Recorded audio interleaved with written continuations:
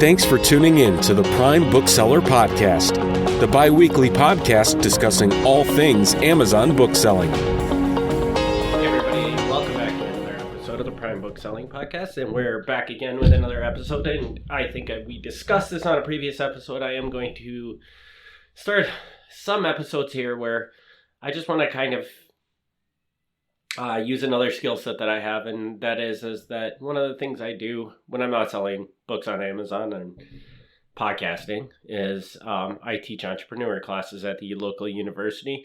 And while maybe a lot of you out there are looking to start an Amazon business, don't really consider yourself entrepreneurs, I do thoroughly believe that even if you're in that mindset, that you might surprise yourself at some point in time, because 13 years ago when I started doing this, I also didn't really foresee myself as being an entrepreneur or ever turning my book selling adventures into a business. But flash forward 13 years ahead of time, and that's exactly what I did. And I don't have any regrets with that whatsoever.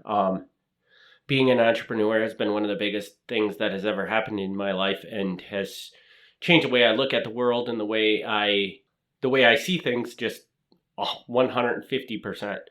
I think I'm a completely different person than I would have been had I not taken that leap and became a full-time entrepreneur. And that's one of the things that you're going to learn about as you go down this adventure, that being an entrepreneur is a complete mind shift change. And you think that a person that owns a business is just like you, but they own a business, but that isn't the way it is. Owning a business takes a completely different mindset, at least through my opinion. Maybe some other entrepreneurs will be sitting here listening to this and saying that's not true at all. I'm completely the same as I was when I was not an entrepreneur. But if you do believe that, I think that you're missing out on how much you have changed, because just fundamental things that we know about the world that we're taught at a young age are completely flipped upside down when you become an entrepreneur, because, you know, you're taught as a child that you get a 9-to-5 job, you make enough money, you pay your bills, you live your life, blah, blah, blah, blah, blah, blah. And that's not really how an entrepreneur works. It can be. If you want to make your entrepreneur adventure just another job, you can do that. But you have so much more flexibility to shape your life the way you want. And that's kind of the moral I want to instill in this first episode. Is first to just understand that there are lessons you need to become an entrepreneur. Now, there is nothing out there that prevents anybody from being an entrepreneur. In one of the classes I teach, they give a whole list of things that, you know, if you're looking to be an entrepreneur, ask yourself these questions: and how many no's do you have? And on that list, you know, everybody, when I teach a class, I showed them that list of questions, and I asked everybody who has a no.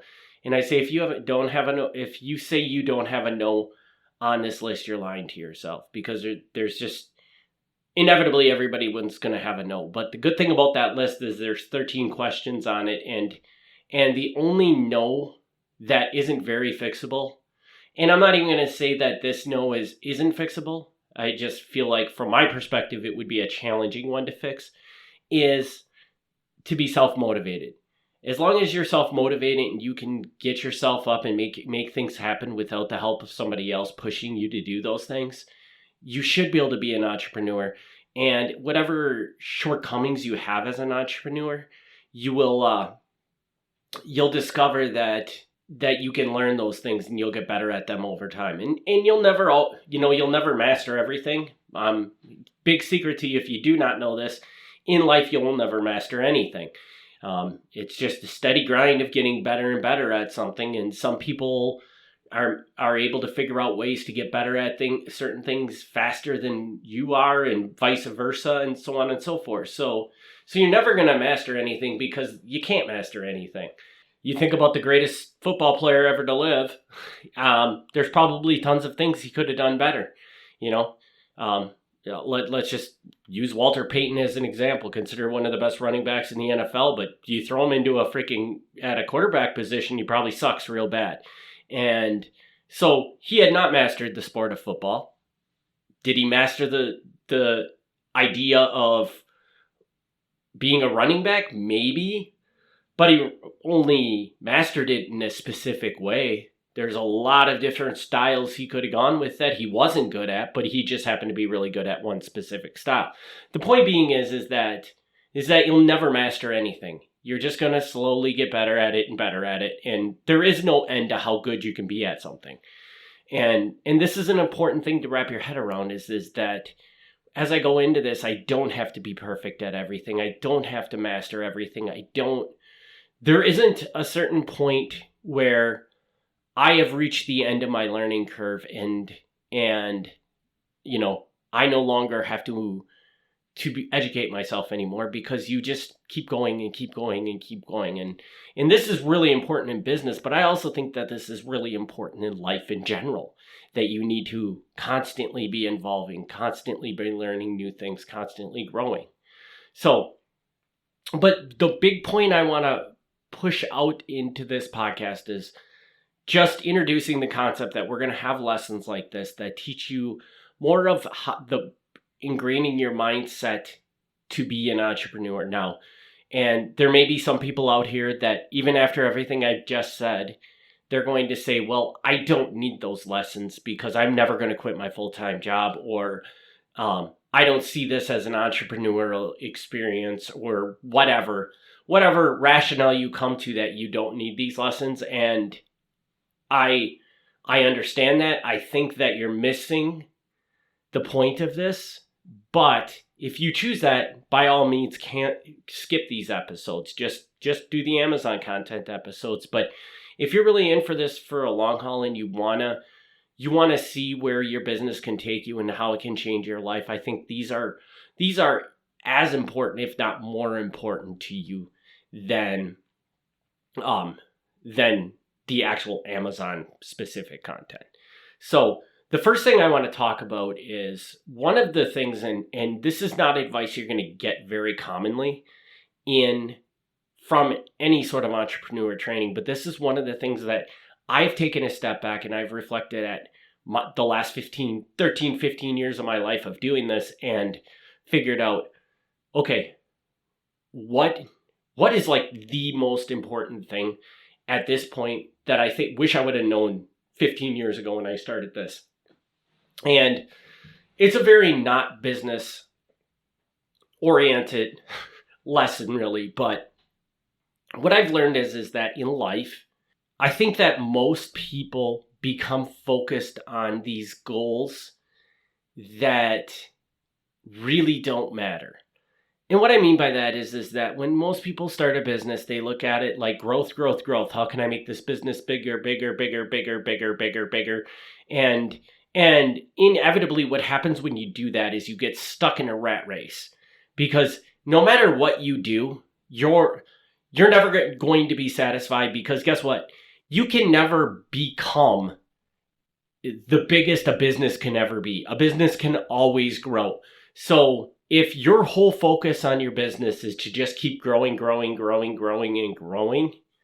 you're just basically running in a hamster wheel trying to achieve a goal that can never be reached. Because once you hit that next goal, maybe, I don't know, let's just say you start out and you're like, I want to make $3,000 in the first month. You do that. Then you say, I want to make $6,000. Those are great accomplishments, great achievements to try and reach. But if you base your business off of that philosophy, guess what? The numbers never run out. So you're just going to keep raising that number for the rest of your life, and you're never going to really truly reap the benefits of having a business. So what I encourage everybody to do after this episode is sit down and reflect and think about, because where your business should start from is from the point of what's most important to you. And what's most important to me in life is to be happy. And I think I would be happy to bring on somebody else. If somebody out there is listening to this podcast that says there is something more important to me than happiness, I would love to hear that argument and I would love to hear that argument and see understand that, because to me, as I've looked at life, now you can use loose things. When I say happiness, is I'm assuming that most people have the fundamental things in life. They can afford to dress themselves. They can afford to dress their family members. They can afford to feed their family members. They can afford a roof over their family members' heads. Now, those fundamental things, if you don't have those, I understand that those are more important than happiness. But once you have those things, inevitably, in my opinion, everything you should strive for is to make you look at your life and say, this is a life I love living. And for many of you, maybe that is constantly growing and constantly pushing the barriers of your business. And if that's what makes you happy, by all means, do that. But for a lot of us, I think that a lot of business owners approach it and think that that's what they're supposed to do, so they do that, but it's really not making them happy. And I would argue that at some point in time, that if you're one of those people right now that reflects on your life and says, what makes me happy is just watching my business grow, there is an end to that. You are going to hit a point where you need to stop and reflect and realize that, no, now I need to start enjoying my life. And it's not to say, people always tell me as an entrepreneur that I work way too many hours, which is probably true. You know, if I were to take a punch card, which I do not, and track all the hours that I go to work every week and all the time I'm spent working on these podcasts, on all these different little projects that I have going on, the amount of hours I work is probably a pretty staggering amount. But what I think a lot of people don't understand is that take that thing in your life that you just absolutely love doing. And I'm sure everybody has this thing. And that thing is just, it might be, I don't know, repairing cars or playing video games or hiking, whatever that passion, that thing that when the weekend comes, you're looking forward to going out and doing that. Whatever that might be, that's what my business is. So when people are like, well, you work too much, it's like, well, if I'm not doing something else that I want to be doing, what I want to be doing is working, because it's my passion. It's what I enjoy doing. And I think so yes, maybe I work a lot of hours, but the hours that I work don't matter to me, because when there is a time where I want to do something else, I'm able to do that thing because of the way I've structured my business. I've structured it in a way where if a flight deal comes up and I want to go spend 2 weeks in Bogota, Colombia, I know I can pretty much drop everything at that point in time, get on an airplane and go to Bogota, and I'll be fine to be there for 2 weeks, come back, and then, you know, yes, there's a little bit of catch up when I get back, but the few people I have helping me are able to hold down the fort, keep it running until I get back. And when I get back, I might have 5 days of catch up work, but then I'm fine again. And I've intentionally built my business to be that way, because I've looked at my life and I said, these are the things I want from life, and how can I make this business work for that?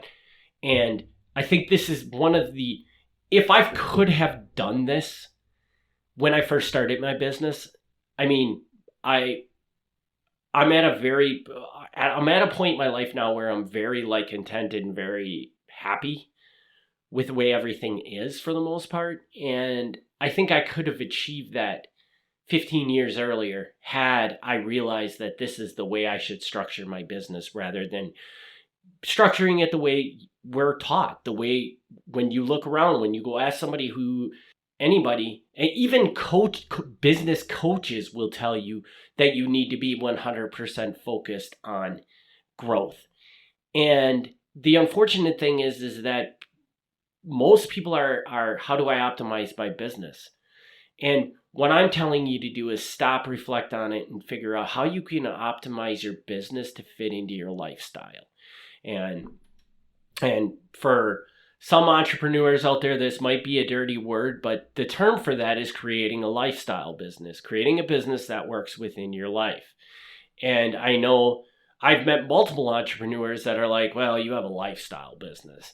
And I just kind of laugh at them because I'm like, why would you not want to have a lifestyle business? Why would you want to give up your life for your business? That does not make any sense to me. So what I encourage, I know I'm kind of going all over the place with this, but I hope that what this instills in you is to sit down as you think about starting this business, and as you're starting this business, the big lesson to be had is what do you want your business to do for you? And if you have a clear vision of what you want your life to look like with this business in it, it becomes very easy to build the business in a way that fits into your life. And you can sit there. That way, some opportunity comes your way, and that opportunity comes your way, but maybe it's slightly different from what you're doing. If you're very conscious of what you want to do, you will be prone, even if this deal might be the biggest deal your business has ever seen, you can look at that deal and say, hey, is that really something I want to do? Because if I'm going to have, one of my big rules in life is that when you hear me on this podcast, you will never hear me talking in the evening. It is always in the morning. And that is because at 6 o'clock at night, I shut off. I'm done. Very, very rarely am I doing anything past 6:30 at night. That's just my time to chill, unwind, be me, do my thing every night, no matter what. And that's intentionally built into my business. I have to structure my business to allow me to do that. As well as, there are days where I just decide I'm going to go for a 40-mile bike ride. And if I go for a 40-mile bike ride, I have to be able to just know that everything's going to be fine down there until I get back tomorrow for my 40-mile bike ride. I don't bike around stressing out about, oh crap, is this going to fall apart or something like that while I'm gone? No, I've been specifically structured it in such a way to enable me to know that I can safely do that, as well as longer vacations. And it would have been a lot easier to hit that point in my business if I had reflected and really thought about what I wanted it to be when I first started building it. But the thing what I did is I built it up, got it to a point where like money wasn't really a concern anymore. And then I sat there and I thought, well, what do I want to do now? Because I don't need to really grow. So if I'm going to grow, as an entrepreneur, you're always going to want to grow to a certain extent, but you'll also hit a point where you don't want to sacrifice the good things in your life in favor of growth. But I think if you can wrap your head around that at a much sooner, it took me, I don't know, maybe, I probably was improving at this the entire time I was in business, but I bet you before I really, truly, truly understood how to structure my business properly, I was 12 years in. And if you can learn this lesson from the day you start, you will be miles ahead of me in attaining all your goals. And the reason for that is because growth doesn't create... I think that our society has instilled in us that the more money you make, the more happy you'll be. And one of the things I've reflected on in life is that money and happiness are completely separate things. They do not correspond whatsoever. Again, if you cannot afford to feed your family, if you cannot afford to house your family, money is going to have a huge impact on your life, because to be able to provide those things will make your life significantly better. But beyond that point, money you cannot buy happiness. As much as you want to think it will, yeah, you can buy all this cool stuff. You can buy these new cars, blah, blah, blah. But look at the statistics, man. After you do that, so much of that, I mean, that's all short-winded. You buy something and it's glamorous. It makes you happy for 6 months. And then after that, it just becomes a normal part of your life and it has no effect anymore. So it's very important for you to be intentional and think about, okay, me building this business is not going to get me to the goals I want to achieve. Whatever those goals are just simply not going to get you to where you want to go. So what you need to do is figure out what the goals are that you want to achieve and figure out the blueprint of how you can leverage your business to get to those goals. And some of it will be financial. Some of it will just be, I want to make the business so that if I want to work 4-hour days, I can work 4-hour days. Some people choose to make a business that they wake up and they work for an hour and they go back to bed and the business runs completely on its own. And the great thing about it is that right now you're looking at starting an Amazon business. And Amazon businesses are structured and built in such a way to make all of those dreams really easy. It's a lot harder when you're trying to start a brick and mortar store to figure out how to step away completely from it, because it requires you getting all these employees to run the store while you're away and just all that overhead, blah, blah, blah. Whereas with an Amazon store, I mean, most Amazon stores are run with one person. And Amazon has a beautiful feature. If you go on vacation, if you have nobody to fill your orders for you while on vacation, you can put the thing on vacation mode and your items disappear and they don't sell while you're on vacation. Now, it sucks because you're not making any money, but that is an option. And on the flip side of that, if you're doing FBA, well, once the items are in Amazon's hands, it's none of your responsibility anymore to ship out the item to the customer. That falls all on them. So as long as you get the stuff into the warehouse, you never have to worry about when you go on vacation because Amazon's taking care of all that for you. So there's a lot of options within this business to build your business in all the ways possible to achieve the life that you want to have. And yes, there's going to be a financial component to those goals, but that's not the end all be all. It's going to be a financial component. It's going to be happiness. It's going to be time spent with family, and really when you break it all down, everything that you are going to do, everything that is going to play a role into what you want your business to be is going to stem from happiness.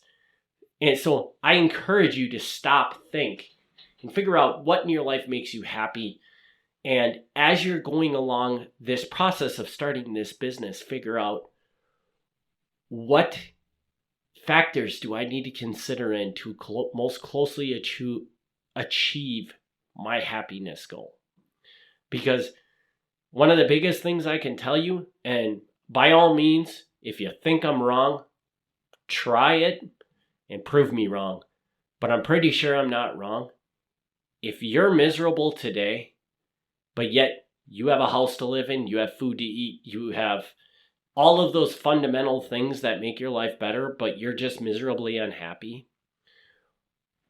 more than likely, if you increase your income by $60,000, $70,000 by starting a Amazon business, let's just say, what's my gut would tell me some people probably will be happier, but the vast majority of people are just going to have more stuff, more expensive stuff, and they're going to be this same level of unhappiness that they were prior to that raise. Because unfortunately, our society is built on a way that you can never run out of things to buy.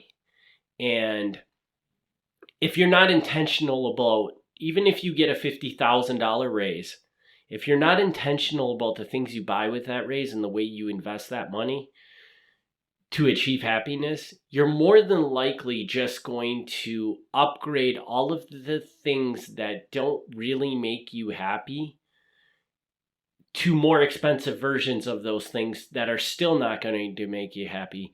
And you're going to be left in the same place you were when you were making $50,000 less. You just have more stuff and more expensive stuff.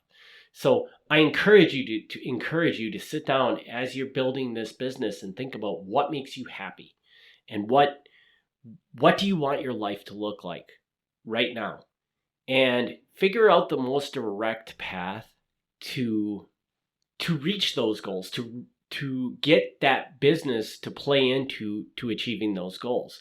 And just one more thing I want to add to this is I want to tell a little story about a student I worked with, and he was going into the trucking business, and he said that the way the trucking business worked was he had to reach 50 trucks. He was going to, he currently was an independent driver. He was going to do it, trying to achieve reaching, he was going to try to be like his own trucking company. So he wanted to add multiple trucks, blah, blah, blah, onto his existing business. And he said that, like to get to where he needed to be, he had to reach 50,000 or 50 trucks or something. He had to own 50 trucks. And I'm like, well, 50 trucks, that's a huge, like, not to say you can't do it, but I'm like, that's a road, that's not going to happen in the next 12 months. That's quite a feat that you're looking to achieve. And I said, so think about it and reflect, what is it that you want to be?